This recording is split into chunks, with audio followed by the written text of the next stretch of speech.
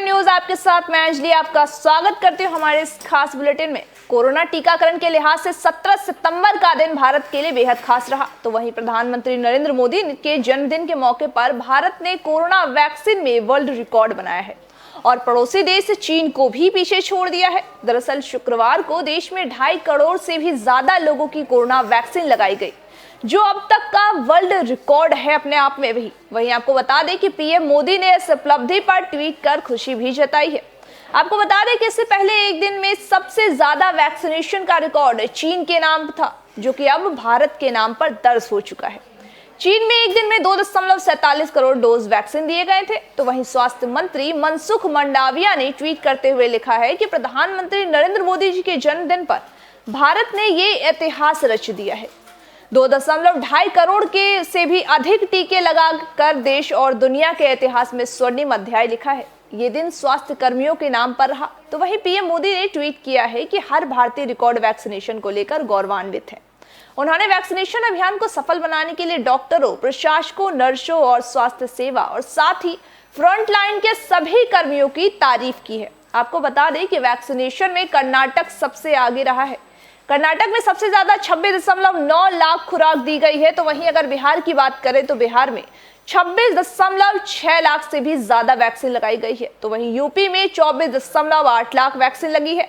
मध्य प्रदेश में 23.7 लाख और गुजरात में 20.4 लाख से भी ज्यादा खुराक दी गई है।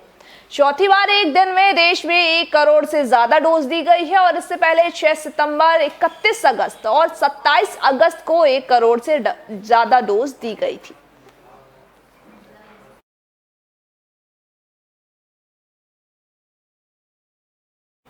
भारत बायोटेक का कोवैक्सीन की मंजूरी को लेकर इंतजार अब बढ़ता ही जा रहा है और ऐसा लग रहा है कि फिलहाल ये इंतजार और ज्यादा लंबा होने वाला है। दरअसल भारत बायोटेक कोवैक्सीन के लिए WHO से मंजूरी का इंतजार कर रहा है, लेकिन एक बार फिर WHO ने कोवैक्सीन के लिए मंजूरी देने से देरी कर दी है।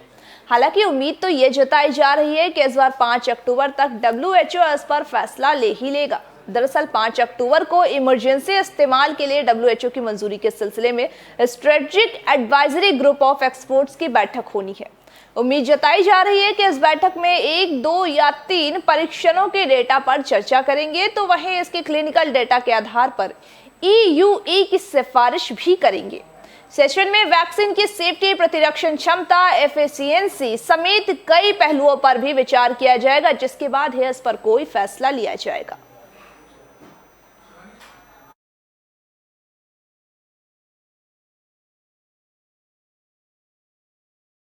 दो 2024 के लोकसभा चुनाव से पहले विपक्ष एक साथ खड़ा होने की कोशिश कर रहा है। वहीं एंटी बीजेपी मोर्चा बनाने की तैयारी भी चल रही है। लेकिन फिलहाल जिस तरह से बयान विपक्षी खेमे से आ रहे हैं, उसके बाद विपक्षी एकजुटता की हवा निकलती हुई नजर आ रही है। दरअसल टीएमसी से दावा किया गया है कि कांग्रेस नेता राहुल गांधी नहीं, बल्कि टीएमसी सुप्रीमो ममता बनर्जी प्रधानमंत्री नरेंद्र मोदी के खिलाफ विपक्ष का चेहरा बनकर उभर सकती हैं। टीएमसी ने कहा है कि पीएम मोदी का वैकल्पिक चेहरा बनने में राहुल गांधी फेल साबित हुए हैं और इसीलिए ममता को ही विपक्ष का नेतृत्व करना चाहिए। हालांकि पश्चिम बंगाल में कांग्रेस ने टीएमसी के दावे पर ज्यादा तवज्जो तो नहीं दिया है और साथ ही कहा है कि यह अनुमान लगाना जल्दबाजी होगी कि मोदी का वैकल्पिक चेहरा कौन बनेगा। आपको बता दें कि तृणमूल कांग्रेस के बंगाली मुखपत्र जागो बंगला के शीर्षक के साथ एक कवर स्टोरी चलाने के बाद यह विवाद शुरू हुआ। टीएमसी के लोकसभा पार्टी के नेता सुदीप बंदोपाध्याय के हवाले से कहा गया है कि राहुल गांधी विफल रहे, ममता वैकल्पिक चेहरा है। उन्होंने कहा है कि देश एक वैकल्पिक चेहरे की तलाश कर रहा है। तो वहीं बंदोपाध्याय ने कहा है कि वे राहुल गांधी को लंबे वक्त से जानते हैं, लेकिन उन्हें यह कहना होगा कि राहुल प्रधानमंत्री नरेंद्र मोदी के वैकल्पिक चेहरे के रूप में उभरने में पूर्ण रूप से विफल साबित हुए हैं। लेकिन ममता बनर्जी एक वैकल्पिक चेहरे के रूप में उभरने में सफल रही है। साथ ही उन्होंने यह भी कहा है कि हम कांग्रेस के बगैर गठबंधन की बात नहीं कर रहे हैं। पूरा देश ममता को चाहता है और इसीलिए हम ममता का चेहरा ही रखेंगे और प्रचार अभियान भी चलाएंगे।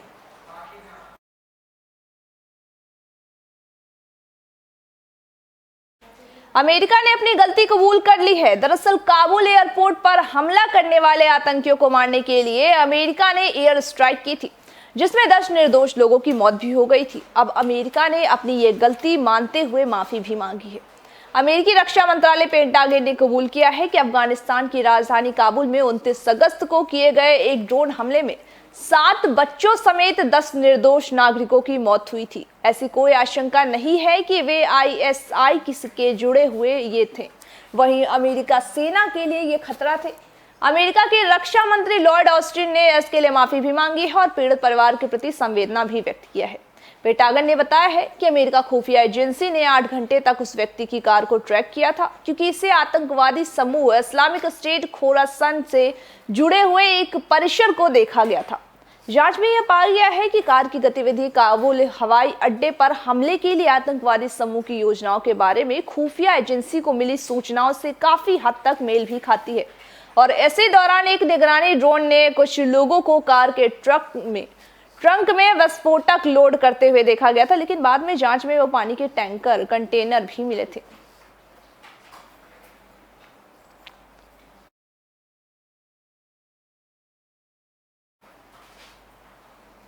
टीएचडीसी के महाप्रबंधक ने टिहरी झील का बढ़ते जलस्तर के कारण चिनाइली सौड़ के आसपास हो रहे भूस्खलन वाले क्षेत्रों का जायजा लिया है। इस दौरान महाप्रबंधक ने स्थानीय लोगों को आश्वासन दिया है।